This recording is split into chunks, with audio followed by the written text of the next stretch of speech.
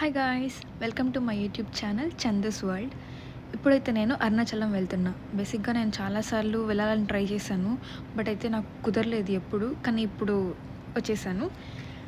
Actually నేను ట్రైన్లో వెళ్దామని ప్లాన్ చేశాను, బట్ అది టైమింగ్స్ అనేవి సెట్ అవ్వకుండా ట్రైన్ మిస్ అయింది. బస్లో అయితే వచ్చేసాను. ఇప్పుడు మనం అరుణాచలంకి దగ్గరలో ఉన్నాము. అక్కడైతే మనకి కొండ కనిపిస్తుంది కదా, అరుణాచలం కొండ. సో ఈ బస్సులో వస్తే ఏంటంటే అక్కడ బయట ఒక బస్ స్టాండ్లో ఒక బస్ దిగి మళ్ళీ ఇంకొక బస్ తీసుకొని అక్కడికి వెళ్ళాలన్నమాట. సో మేమైతే వచ్చేసాము. ఇప్పుడు బస్ దిగగానే టీ తాగేసి, టీ మస్ట్ అనమాట, టీ తాగేసి మళ్ళీ ఇంకో బస్ ఎక్కి గిరి ప్రదక్షిణ చేయడానికి వెళ్తున్నాను అనమాట.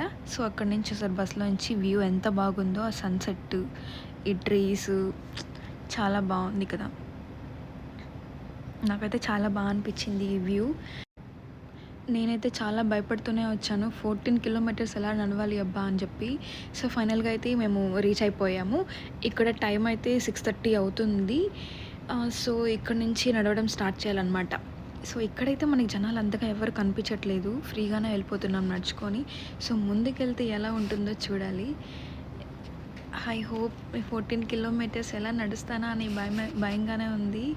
కానీ ఎలాగైనా నడవాలి కాబట్టి నడిచేస్తాం. ఇక్కడైతే మనం స్టార్టింగ్లో ఒక వినాయకుడి టెంపుల్ వస్తుంది. ఈ బావిలో నుంచి అయితే వాటర్ తీసుకొని కాళ్ళు చేతులు కడుక్కొని దేవుడి దర్శనం చేసుకొని గిరి ప్రదక్షిణం అయితే స్టార్ట్ చేసేస్తాం అనమాట.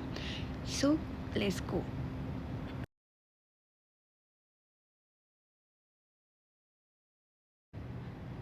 ఇక్కడ మనం చూస్తున్నాం కదా, ఇదే రాజగోపురం.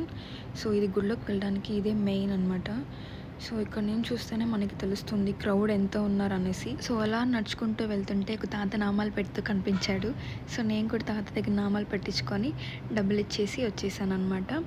సో ఇక్కడ కొండ చుట్టూ 8 లింగాలు ఉంటాయి. ఆ ఒక్కొక్క లింగం దగ్గర మనం కర్పూరం వెలిగించి దర్శనం చేసుకుంటూ చుట్టాలన్నమాట. ఇప్పుడు మేమైతే ఫస్ట్ లింగం దగ్గర కర్పూరం వెలిగించేసాము.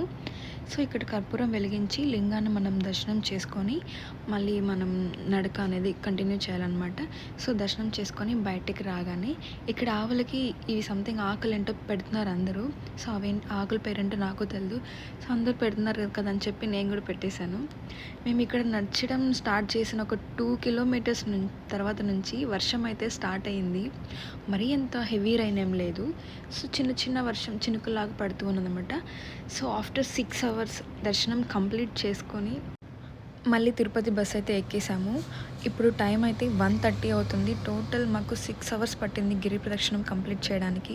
ఇప్పుడు చూసారా, తిరుపతికి రాగానే ఆ సన్ రైజ్ చూసారా ఎంత బాగుందో. నేనైతే అలాగే చూస్తూ ఉండిపోయాను. ఆ కొండలు, సన్ రైజ్ చాలా బాగుంది కదా. గిరి ప్రదక్షిణం చేసుకొని ఇంటికి వచ్చేసరికి my legs like this. But ఏం చేస్తాం, కొన్ని కావాలనుకుంటే కొన్ని భరించక తప్పదు.